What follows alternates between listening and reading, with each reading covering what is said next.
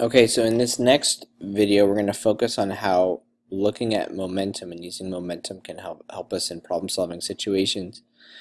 And so we have this question here where there's an astronaut with a mass of 80 kilograms being carried, or that's carrying an empty oxygen tank with a mass of 10 kilograms, and he's like stranded there, and he's going to push the tank away with a speed of 2.2 meters per second, and it's going to cause him to recoil in the opposite direction.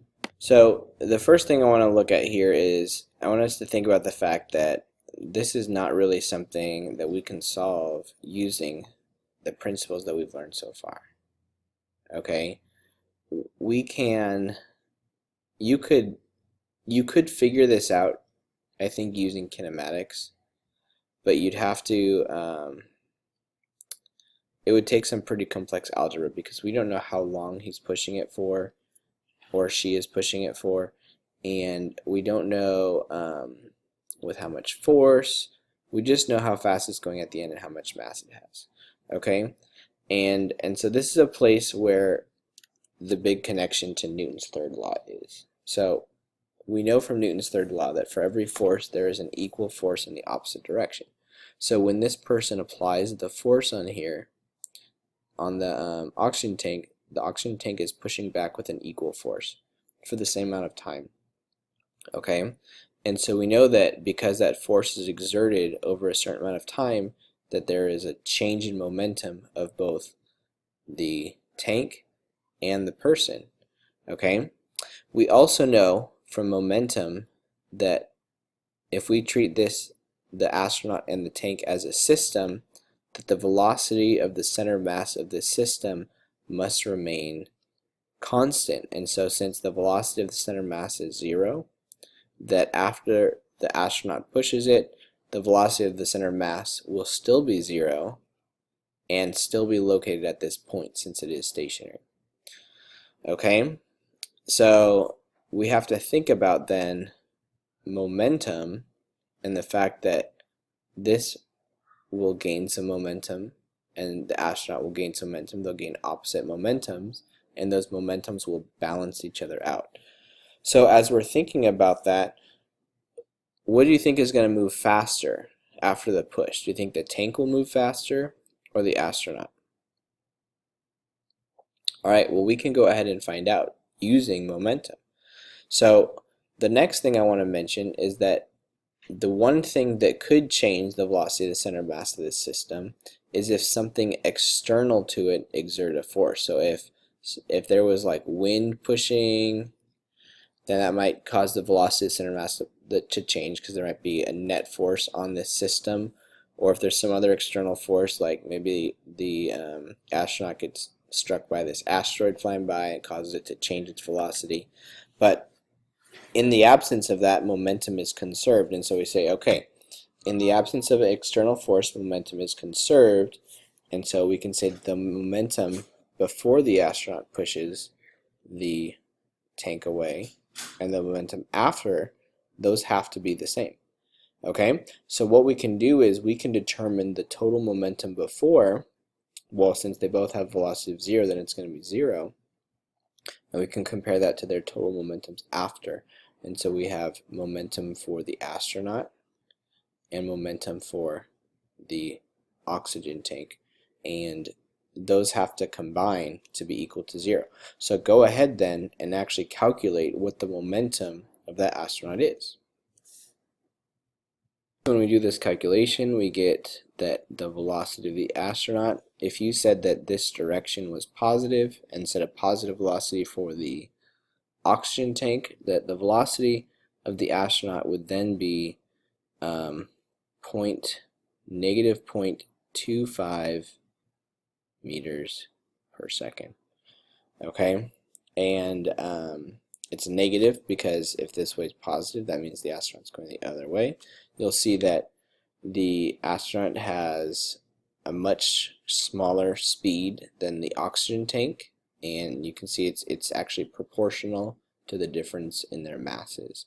Okay, so the astronaut has 8 times the mass, and so ends up going 1/8 the speed. Okay, look at a second scenario here where we have a train that is kind of where they're connecting the cars together. So we have an empty boxcar coasting along at 3 meters per second, strikes a loaded car, and they couple together. So that means that afterwards they're going to hit, and they're going to keep moving together. Okay? So each of the boxcars is a mass of 9,000 kilograms when empty, and the loaded car contains 55,000 kilograms of lumber. So when we set this up, a couple things we want to think of is that we have two of the train cars. So we have the empty one and the loaded one. This one's all loaded up.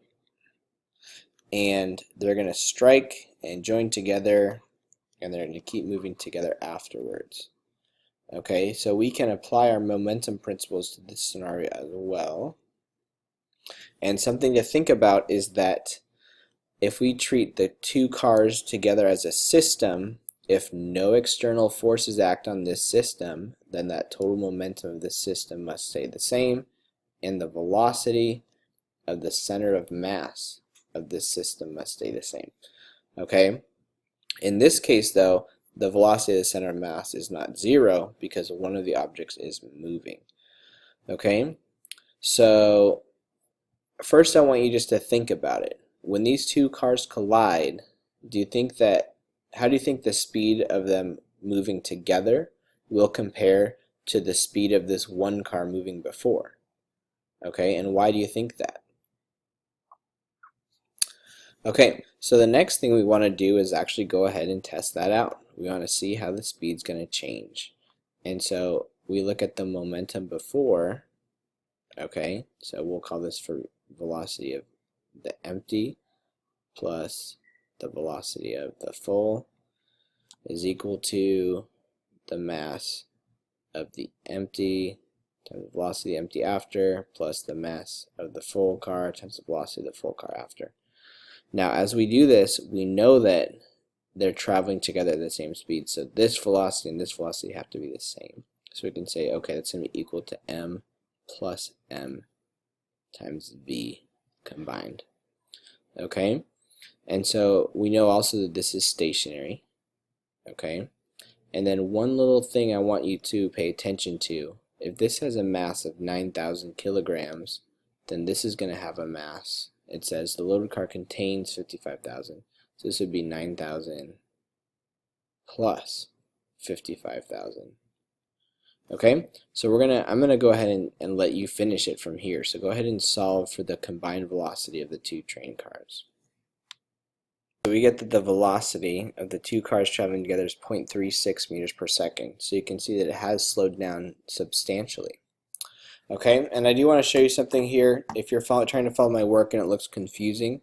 So sometimes when in a situation like this, especially when units can cancel out like this and the masses all drop out anyway, since we're not squaring them or anything like that, we can, and we don't have any constants, that's the other key, we can kind of take shortcuts. So I turned 9,000 into 9 and 55,000 into 55 to allow myself to shorten the work it takes, because if you had to write all those zeros, this is going to take more time that's completely unnecessary.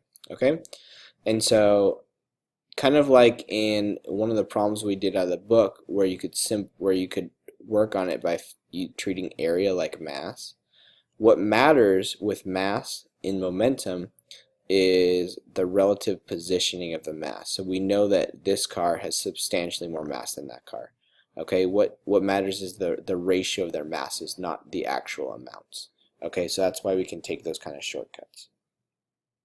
Okay, so for this last part, I want you to answer this question. We have a cart that has a mass of 0.2 kilogram, travels on a horizontal air track at 3 meters per second, and hits cart B, which has a mass of 0.4 kilograms, and it is initially traveling away from A at 2 meters per second. Let's say they stick together. So it says to find the center mass of the two cart system. But what I want you to do is actually to find how fast they're moving together away. So velocity of A plus B together. Okay? So go ahead and do that. And if you do find the velocity of the center mass, what you'll find is they're actually the same. Okay? So go ahead and solve for that.